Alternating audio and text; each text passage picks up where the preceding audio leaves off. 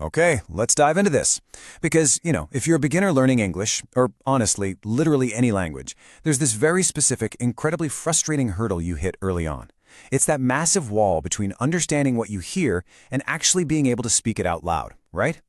Today's explainer is really a supportive guide. We're building this directly from English teacher Masu's 30-day fluency challenge, and it's specifically designed for those of you out there struggling with that fear of speaking. So let's explore exactly how Masu suggests conquering translation anxiety and building a daily routine that gets you talking naturally, starting right now. We really have to start by acknowledging this exact painful feeling. You know the words. You understand the language perfectly fine when you're watching movies or listening to conversations. You actually know hundreds, maybe even thousands of words. But the moment someone looks at you and asks a question, you just freeze. Your mind goes totally, completely blank. And what's actually happening here is that you're frantically trying to translate your native language into English in your head, word by painful word.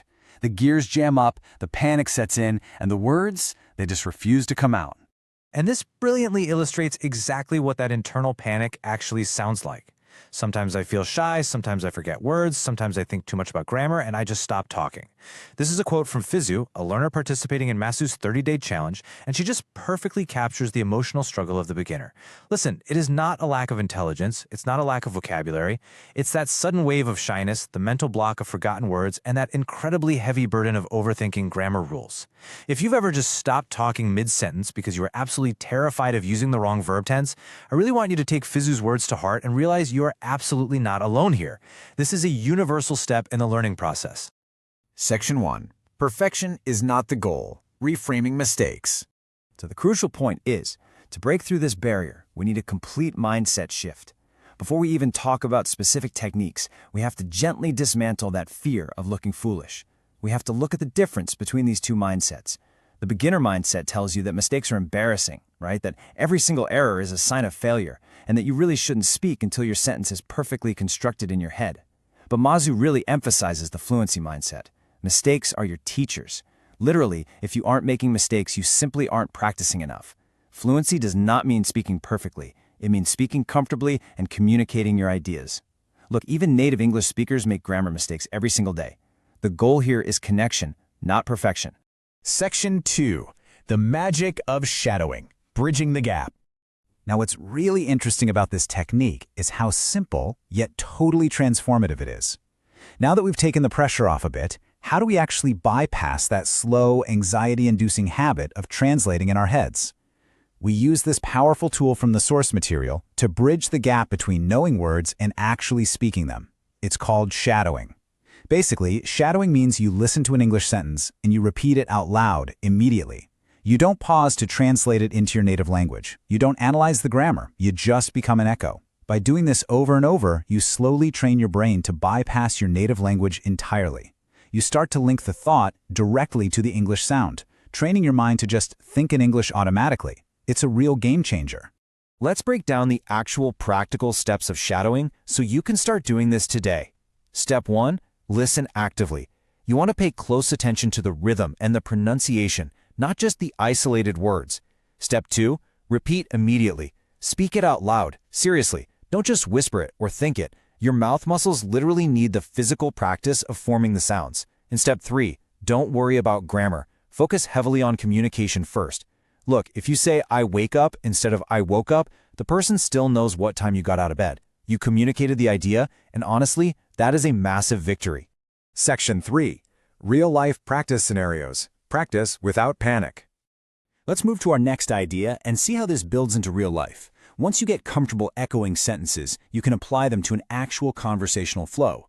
By practicing simple, pre-learned blocks of text, you give yourself a safety net for everyday scenarios. Like ordering food at a restaurant, chatting with a friend, or asking a stranger for directions. Think about the basic, literal translation many beginners default to when someone asks how they are. I'm good. It's fine, but it can feel a little robotic, kind of abrupt. But then think about a natural upgrade. I'm doing well, thanks for asking. By shadowing and practicing this slightly longer, more polite phrase ahead of time, you don't have to panic and invent it on the spot. You just retrieve the whole block of text.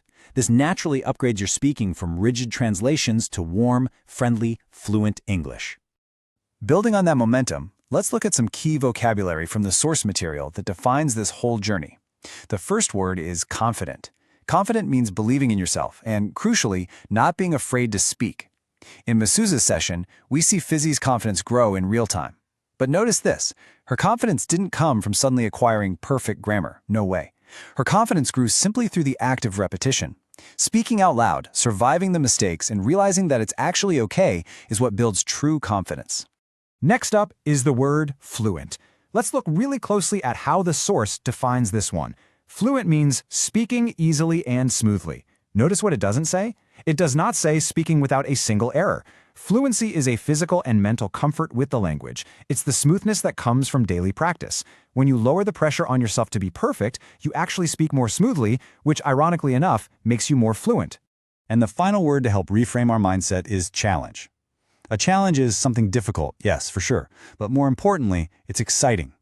If you treat learning English as this scary test where you're constantly being judged, well, you're going to dread speaking. But if you reframe it as an exciting 30-day challenge, as an adventure where the difficulty is literally part of the fun, that heavy dread just completely disappears.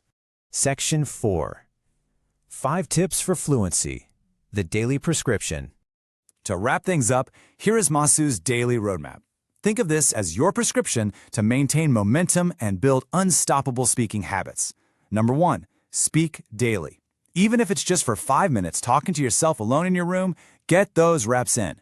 2, stop translating. When you see a dog, don't think of the word in your native language, just think dog. 3, make mistakes. Remember, they are your teachers, not your enemies. Embrace them. 4, listen actively. Tune into podcasts, music, or videos and repeat what you hear. And finally, number 5, be patient. Consistency is absolutely everything. Treat these as low-stakes, everyday habits, and they will gradually bypass your internal translation entirely. So, I want to leave you with this exact empowering call to action straight from Masu's sign-off. Can you speak 10 sentences today? Right now, after this explainer ends, I challenge you to say 10 sentences out loud in English. Talk about your day, your goals, or how you're feeling right now. Don't worry about the grammar. Don't worry if it's messy. Just speak. Take that bite-sized action to conquer